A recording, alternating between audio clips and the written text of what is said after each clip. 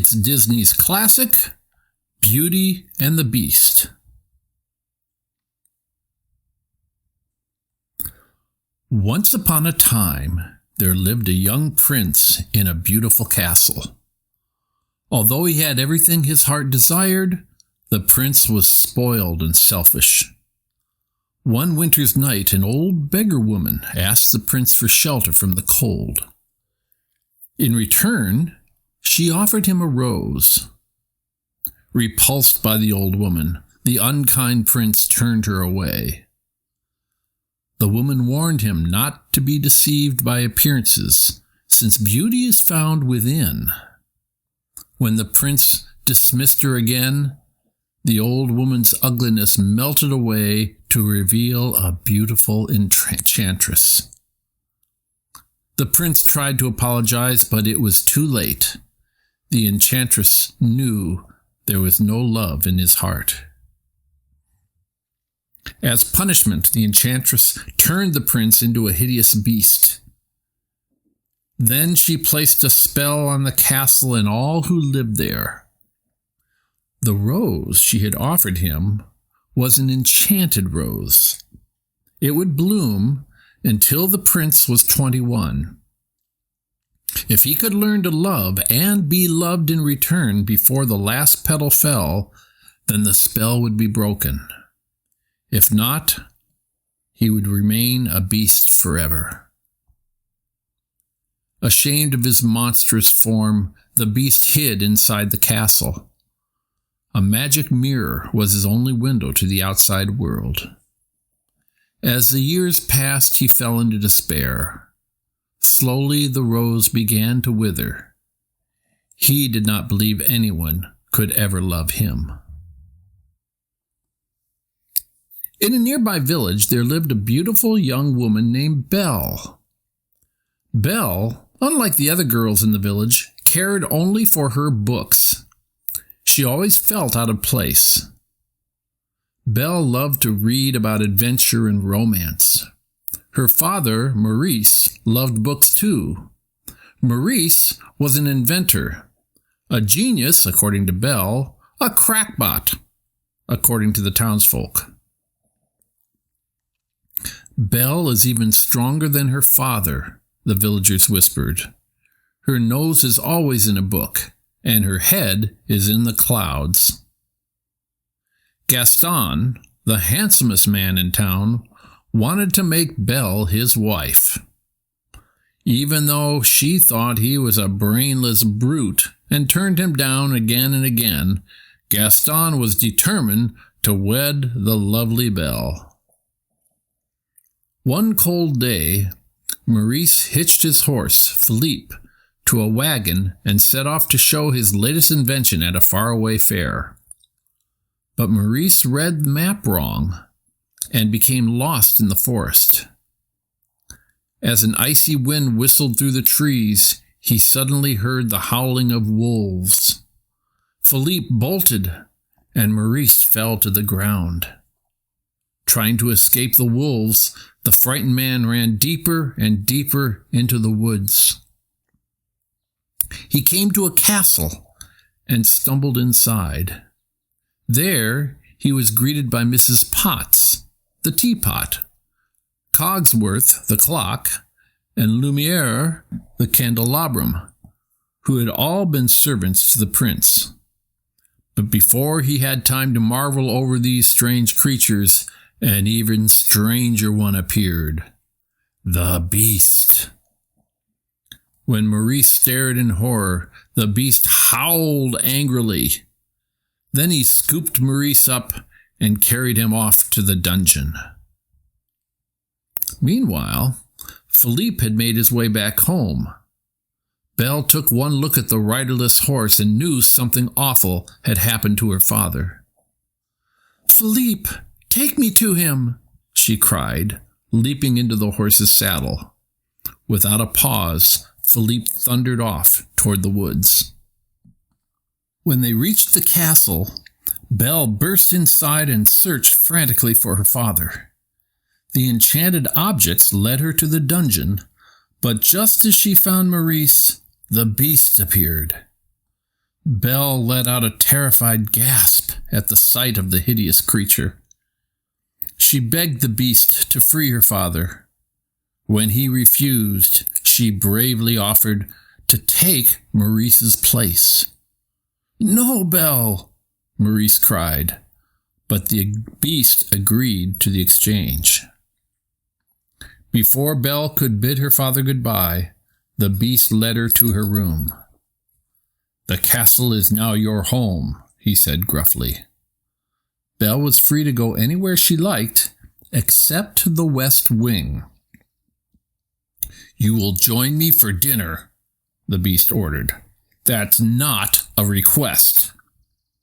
Still, Belle refused, and the beast stomped off in anger.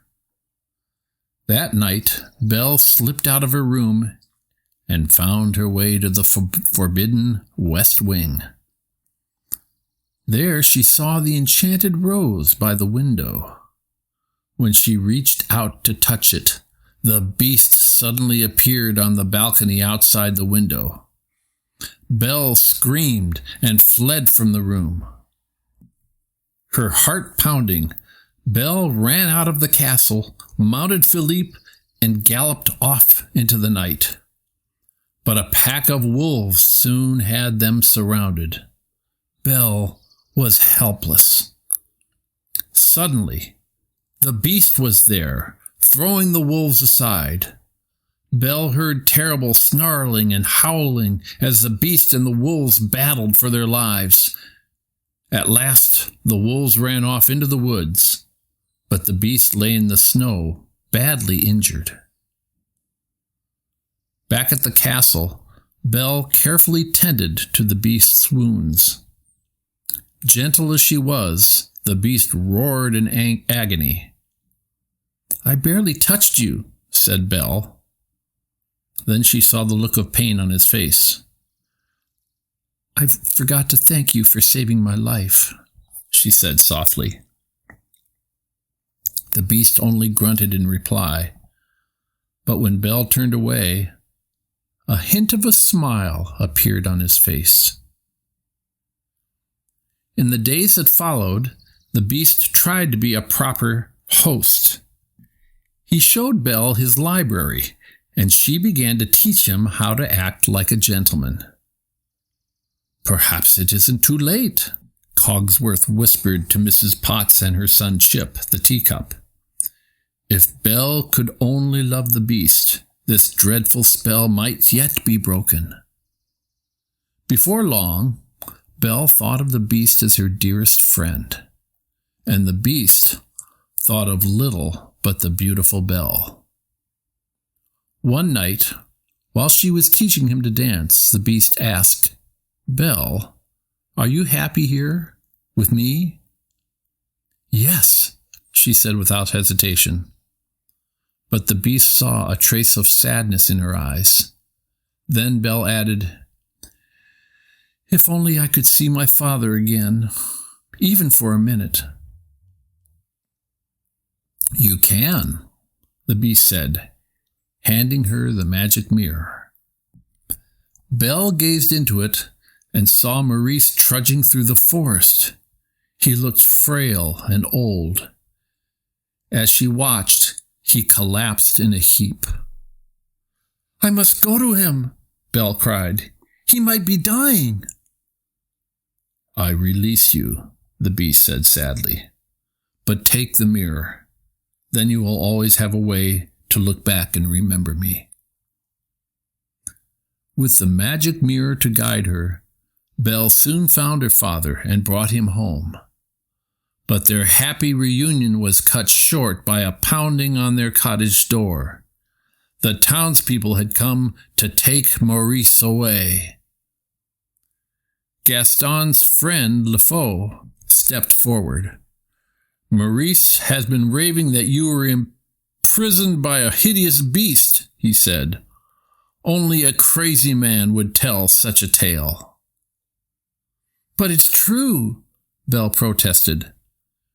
Her worried eyes searched the angry crowd and fell on Gaston. "Gaston," she cried, "you know my father isn't crazy. tell them."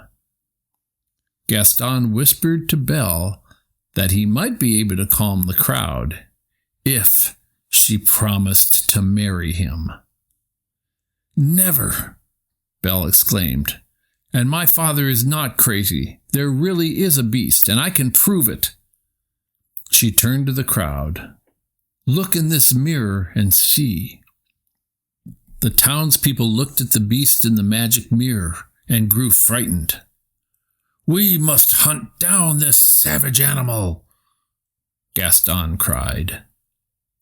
After locking Belle and her father in the cellar of the cottage, the villagers rode off to storm the beast's castle.